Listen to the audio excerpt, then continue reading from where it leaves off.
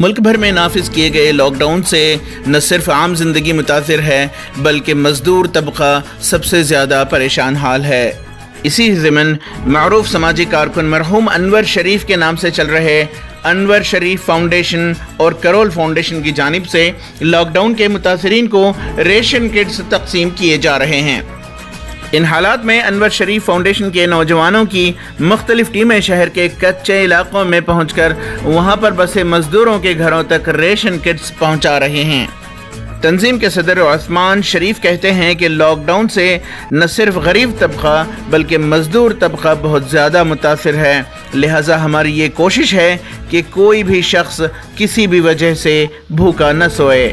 ابھی lock down کی وجہ سے کیا ہوا ہے، کئی جو ڈیلی ویج ورکرز ہیں، کئی جو روزمرہ کا کام کر کے کما کے کھاتے تھے، یہ سب ان کے پاس روزی نہیں ہے تو ان کے کھانے کے لیے کچھ بھی نہیں ہے۔ ہم لوگ 2000 غریب فیملیز کو ہم لوگ یہ کٹس ڈسٹریبیوٹ کرنے کا ٹارگٹ کر کے ہیں اور الحمدللہ آلموسٹ ٹارگٹ پورا بھی ہو چکا ہے ہمارا۔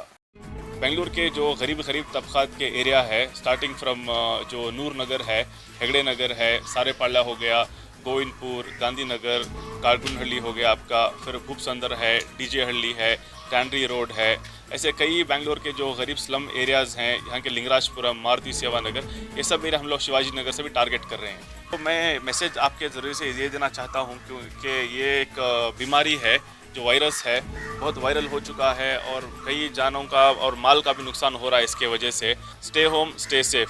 جب ہم لوگ دور رہیں گے، الگ رہیں گے، سوشل ڈسٹینسنگ کریں گے تو جو چین ہے جو پھیلنے کا وہیں پہ ٹوٹ جائے گا اور ختم ہو جائے گا۔ ETV بھارت کے لیے بنگلور سے رفیق جبار۔